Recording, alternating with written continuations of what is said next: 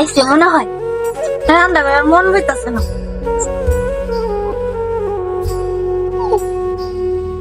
এত দেরি হইলো তোমার আইতে? জান আমার একটা দিন জানা বোঝা যায়, একটা বছর যায়। তোমার সারা দেখ কেমনে থাকি, তোমার সারা দেখ কেমনে থাকি আমি জানি।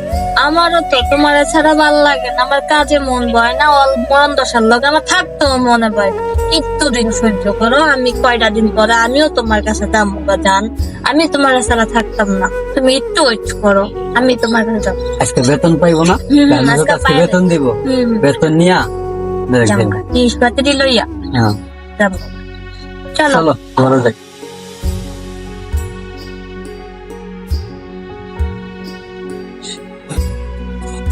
দোস্ত আজকে তো অবশ্য বালাই মজা হইলো। দোস্ত আজকে তো বেতন দিল। আচ্ছা দোস্ত, বেতনটা হইলে আমার বাসায় ঝামেলা। আমার শাশুড়ি আইসা কিছুদিন আগে আসছিল, আসার পরে বুঝছস মানে আমার বউকে।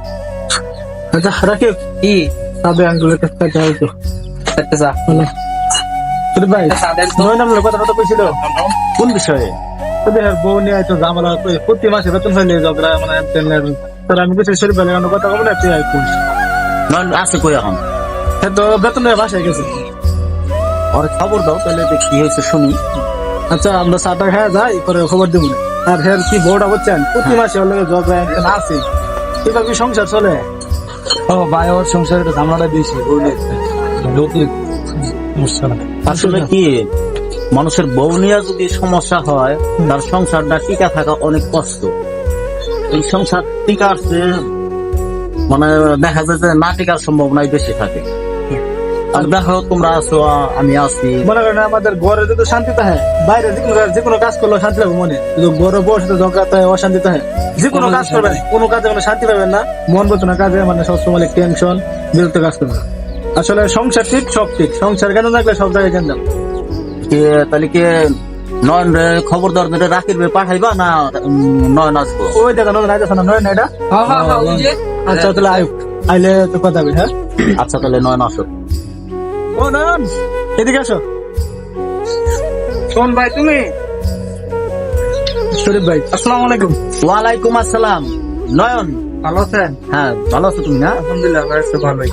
আর আপনার সাথে আমার কিছু কথা ছিল। শরীফ ভাই দোকানে বাইরে যাই, দোকানে তো লোক। আচ্ছা ঠিক আছে তাহলে রাখি, কাপটা দিয়ে আসো। কবিতা এদিকে আসো।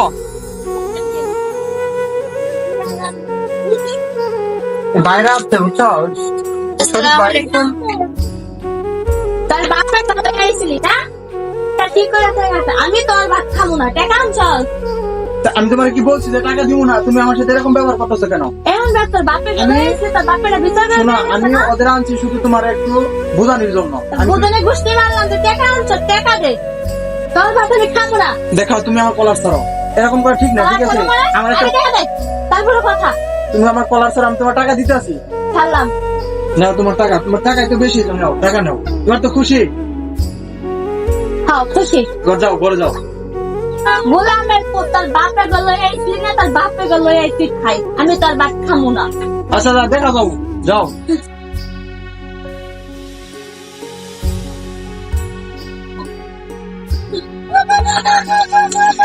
এখনো আহে না আমার জান পাখিটার হৃদয়, যে পরে যদি আবার আইসা পড়ে তখন কি করবো?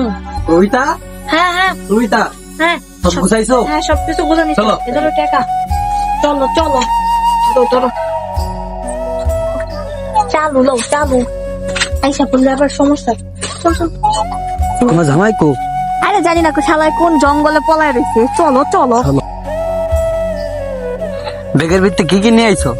যা যা আছে স্বর্ণ গয়না যা দিছে সব লয়ে বসছি। একবার নিশ্চয় করে দিয়ে আইছো? একবার নিশ্চয় করে তাহলে চলো আমরা ঢাকা ঈদে আসলে গিয়া গান মেজে চাকরি করে আমরা সুখে সংসার করুন। চলো চলো।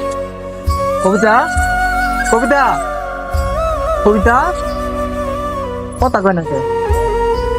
কবিতা কবিতা বুঝলাম না, কই গেল কবিতা? কবিতা কই গেল? ফোন দিয়ে দিবি। আমার ঘরের সোনা জানা টিয়া পয়সা যা কিছু আছিল সব নিয়ে গেছে গা। নেপ তুষক খেতা বালি যা কিছু আছে কোনো কিচ্ছু নাই, আমার একবারে নিঃস্ব করে দিয়ে গেল।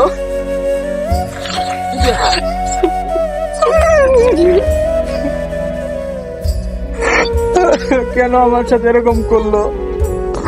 আমি তোর কোনো কিছুর অভাব জিনিস বুঝতে দেয়নি। ভাই আপনি কি হইছে?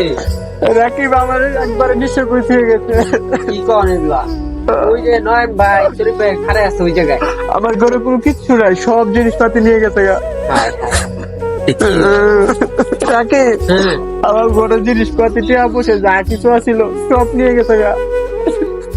আচ্ছা এখন কি করা যাবো? আর নয়ন ভাই শরীফ ভাই মানে সুমন ভাই আবার শরীফ ভাই অনেক বই আছে পুকুর পারে আমার একবারে নিঃস্ব করে দিয়ে গেল। যায় দিয়ে যাই অনেক একটা কিছু করা যাবো। তাও আমরা আরেকদিন কি দেখছিলাম জানো? কি দেখছ? ওই যে উত্তর পাড়া একটা ওই যে কি জানি করে নাম এটা, ওই হৃদয়। হ্যাঁ হ্যাঁ হ্যাঁ হ্যাঁ ওই রিতো এনে চুলার পারে আগুন তাপায় দেখছিলাম আমি। এর সাথে মনে ভাগিয়ে গেছে। আমার তো তাই মনে হয় সন্দেহ। আচ্ছা চল শরীফ ভাইয়ের কাছে যাই। হ্যাঁ পুকুর পাড়া চলো। শরীফ ভাই এদিকে কিন্তু বিচারটা করলেন, এর বোর ব্যবহার গুলা দেখছেন? খুব বাজে ব্যবহার। মানে এভাবে জামাই তুই করে কথা কয় কোনো মানুষ দেখছেন?